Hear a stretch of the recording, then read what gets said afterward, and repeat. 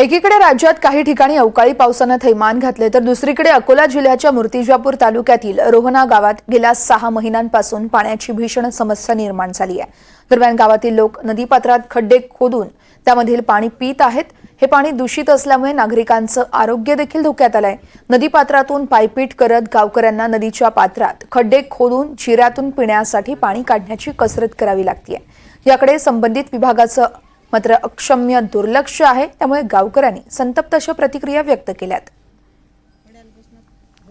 आमच्या गावात गेल्या खूप दिवसापासून पाण्याची टंचाई आहे। आम्हाला बाहेरगावून पाणी आणावं लागते।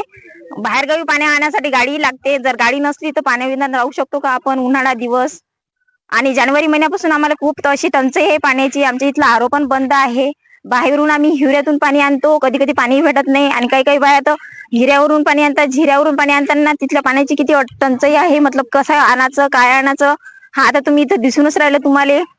तर आम्हाला पाण्याची खूप आवश्यकता आहे आणि तुम्ही असं आमच्यासाठी काही करू शकता, करत असाल तर खूप धन्यवाद होतील तुमचे।